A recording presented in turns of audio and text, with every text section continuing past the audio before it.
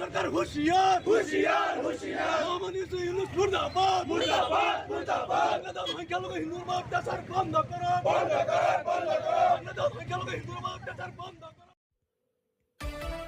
বাংলাদেশত বসবাস কৰা সংখ্যালঘু হিন্দুসকলৰ ওপৰত চলি অহা অত্যাচাৰৰ বিৰুদ্ধে প্ৰতিবাদ আমছু জাগৃত সমিতিৰ আৰু আজি এক প্ৰতিবাদ সাব্যস্ত কৰি দাহ কৰে বাংলাদেশ চৰকাৰৰ মুখ্য উপদেষ্টা মহম্মদ ইউনুছৰ প্ৰতিমূৰ্তি।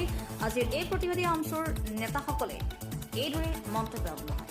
চাওক এই ৰিপৰ্ট। মুখ্য উপদেষ্টা ডক্টৰ মহম্মদ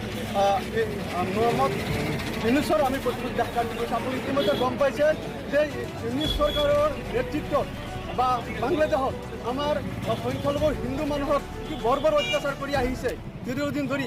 ইতিমধ্যে গম পাইছে এজন লোকক আপোনাৰ মাৰপিট কৰি গছত বান্ধি জীৱন্ত অৱস্থাত জ্বলাই দিয়া হৈছে। এই ঘটনাৰ সদস্য সংখ্যালঘু ছাত্ৰ আমছুৱে আমি ধিক্কাৰ জনাইছোঁ আৰু তীব্ৰ নিন্দা কৰিছোঁ। আৰু আপোনালোকে জানে যে আপোনাৰ কিছুদিন ধৰি বাংলাদেশৰ কিছু ৰাজনৈতিক নেতাই আপোনাৰ ভাৰত বিৰোধী আৰু উত্তৰ পূৰ্বাঞ্চল বিৰোধী বিভিন্ন ধৰণৰ কটু মন্তব্য দি আহিছে। এই গৌৰৱৰ যোগ্য।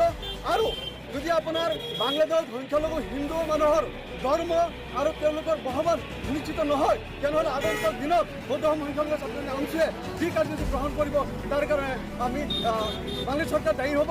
আৰু এটা আমি আপোনালোকৰ সংবাদ মাধ্যমৰ জৰিয়তে দাবী জনাইছোঁ যে ভাৰত চৰকাৰে অতি সোনকালে আমাৰ যিখিনি সংখ্যালঘু হিন্দু বাংলাদেশত আছে তেওঁলোকৰ পক্ষত তেওঁলোকে মাত মাতিব লাগে। এই আমাৰ